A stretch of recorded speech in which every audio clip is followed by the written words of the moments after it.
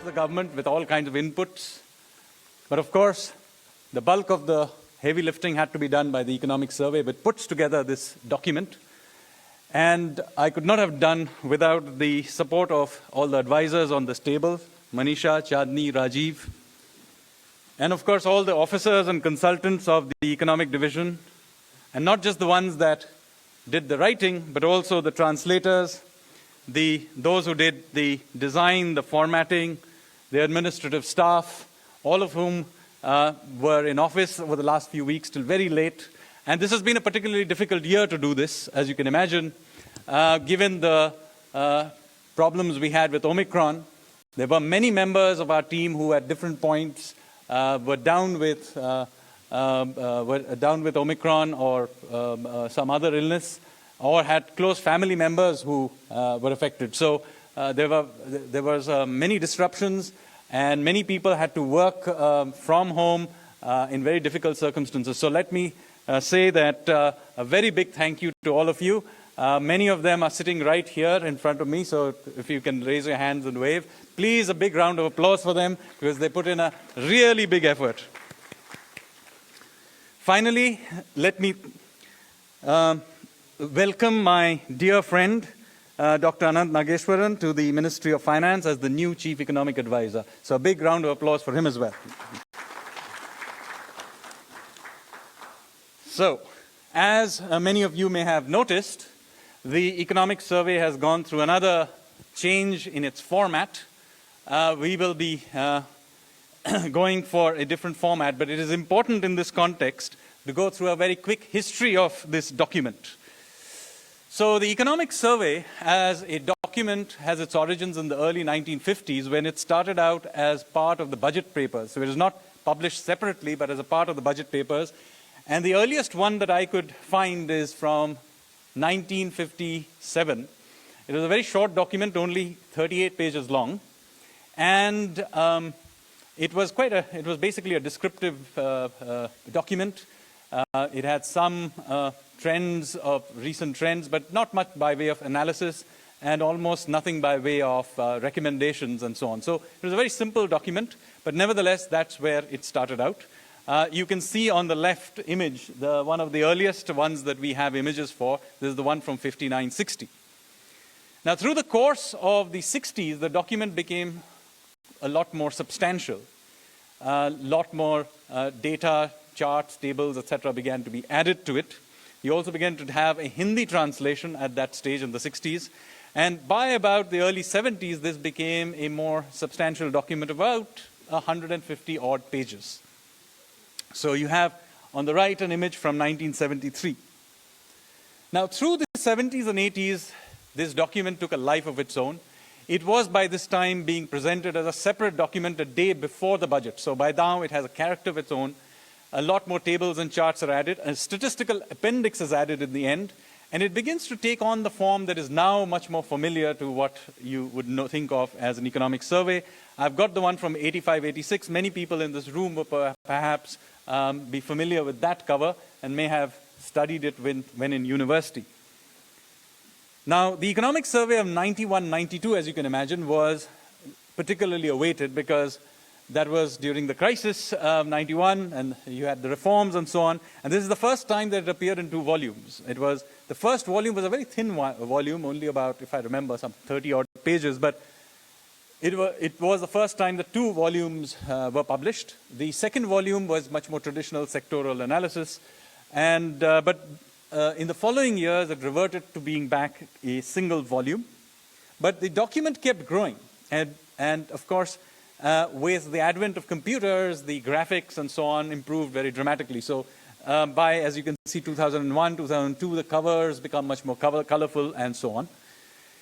Then, during the global economic crisis, the document, a few extra thematic chapters were added to it by the then Chief Economic Advisor, Dr. Arvind Vemani, perhaps to explain the predicaments of that time.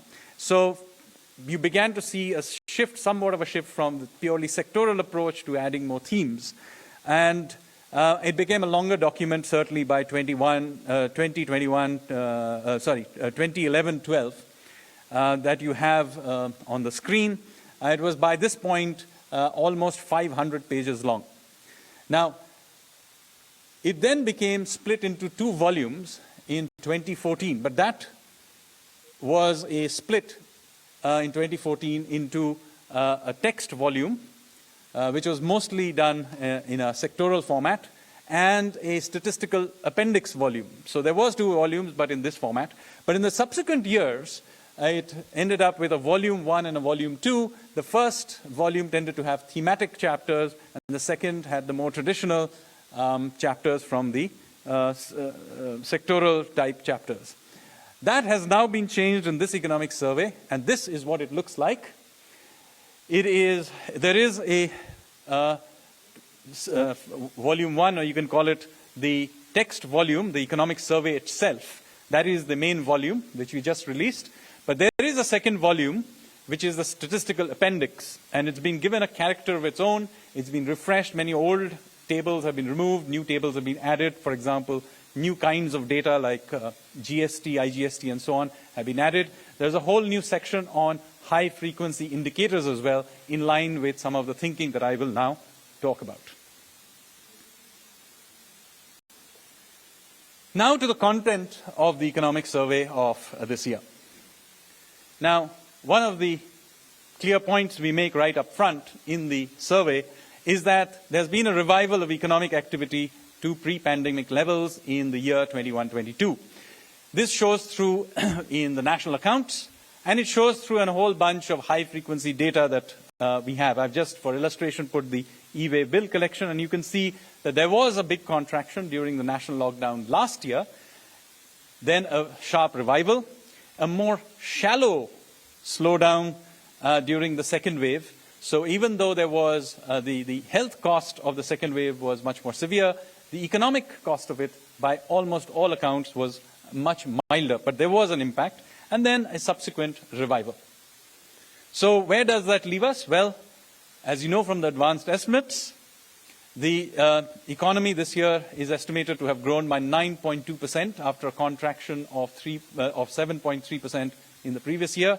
And you can see on the slide on the right that it is now a little bit above where it was in terms of economic activity, where it was before the pandemic. So in other words, we have now grown past the pre-pandemic level. What does it mean in terms by sector? This sectorally, we tend to look at it as a GVA, or gross value added perspective. And you can see what happened to different sectors. And the very last column is a comparison with the pre-pandemic era, which is 2019-20. And you will see that the agriculture sector, not surprisingly, this is the sector that was the least affected by lockdowns of various kinds.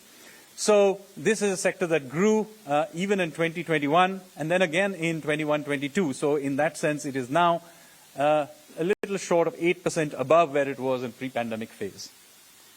The industrial sector did go through a contraction, but then it went through a significant revival as well. And now it is about 4.1% above pre-pandemic levels. And the subsectors went through a slightly different trends, but as you can imagine, the utility sector didn't go through the same kind of contraction because obviously water supply, electricity, etc. don't get shut down during a lockdown. But manufacturing, construction, and other such sectors did go through a contraction and then a revival. In fact, if you look at the quarterly data, they will go through this downturn, sharp downturn, revival, shallow downturn, and flatter, then a more sustained revival. I scratched my head thinking about what would be a good letter of the alphabet to describe this.